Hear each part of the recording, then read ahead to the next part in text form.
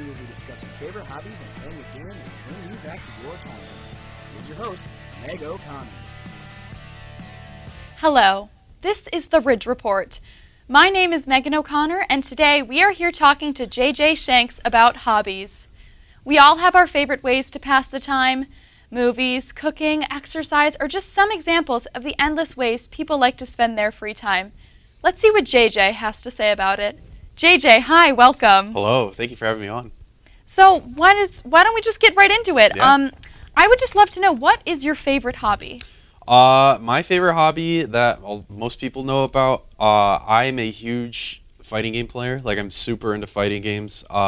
Really big into Street Fighter. I'll play pretty much any game within that genre, except really Mortal Kombat. But yeah, no, I've been playing fighting games at a pretty high level since like high school. It's nice to have, like, we have a local community in Buffalo that we do like weeklies every week. We just had our bi-monthly tournament over in the Grant Street Neighborhood Community Center. Huge turnout for that. Had a ton of people from around the state, Rochester. Some Canadians came. Wow, it was a really good time. Canadians. Yeah. Very nice. And how did you get into this? As most kids do, I just fell in love instantly when I played like a few. Notably Super Smash Bros. Brawl on the Wii. Yes. Very into that. Was very into that game as a child. And then I just kind of kept looking for games that, fit within that niche per se, or just stumbled across them. I remember going to a couple arcades and seeing games like that, like Marvel vs. Capcom 2, some older Street Fighter titles, Tekken, all that kind of stuff kind of like was just really fun. And it really wasn't until like beginning of high school where I realized, like, oh, there's like a huge like scene for like these games that I like had like no idea about. Like, people playing on like weird controllers. They're called arcade sticks. It's essentially just kind of a cutout arcade panel with like the lever and the buttons. Not like actually like cut out from an arcade cabinet, but like, you could just buy like an arcade stick. But yeah, no, it just really is something that kind of tickles my brain, I like to say, just for things that I like. And it's one of those types of things where like you put in what you get out of it. So like you can practice and play for like so long, and yeah. Wow, and what's your favorite memory associated with this? Definitely one of the first tournaments I've been to. So like, I want to say like maybe 2018, 2019. We had a tournament in Buffalo. It's called TFGT, which stands for the Fighting Game Tournament. And I think that was like one of the first events I actually went to. And it really just kind of made me fall in love with the scene, because it's like, wow, there's like so many people here that like the same thing I do, and they're really good at it, and like they're all really cool dudes, and yeah, so it was a good time. That's great. And what is one hobby that you would say you've always wanted to try out? Definitely playing music. I'm huge into music. I'm not musically literate at all. I don't know how to read music. I don't know how to play music. But if I could put in any time to anything else, it would definitely be learning how to play music, producing beats, playing instruments, that kind of stuff. So. And what about your childhood? Is there a specific hobby you had as a child that you grew out of? Kinda. I used to do a lot when I was a kid. Played a few sports. I used to play a lot of baseball, and then I was a big swimmer too. I swam up until the end of high school. I was on varsity for 4 years. I also went fishing a lot as a kid too, but now it's just kind of like whenever, not even that, but just like whenever I feel like fishing, I'll go. But I don't do it as like frequently as I used to. I'm noticing a common theme with water. Yeah. Yeah. Do you find yourself attracted towards water? I mean, I don't know.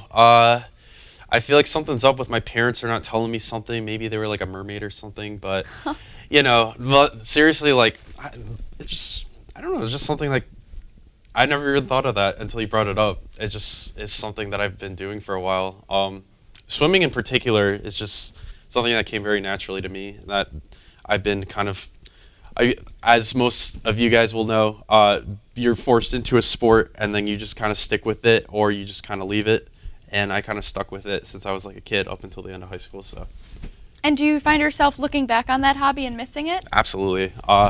There's not a day that goes by where I'm like, dang, I really like miss being on the swim team because it was just such a good time. I miss a lot of the people that were on the team. I mean, I'm friends with pretty much everyone that was on it too.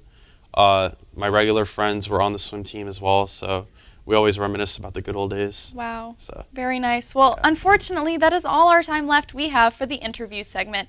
Thank you, JJ, for sharing your hobbies with us today. Stick around after this quick commercial break to see how JJ does with our nostalgic item guessing game.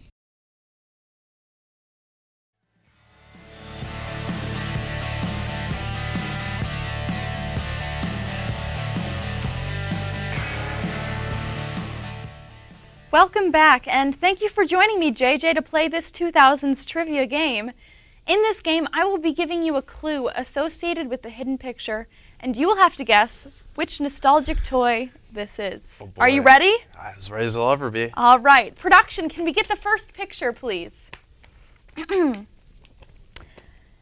This toy is of the aquatic nature and is similarly related to a domestic animal you may have in your house.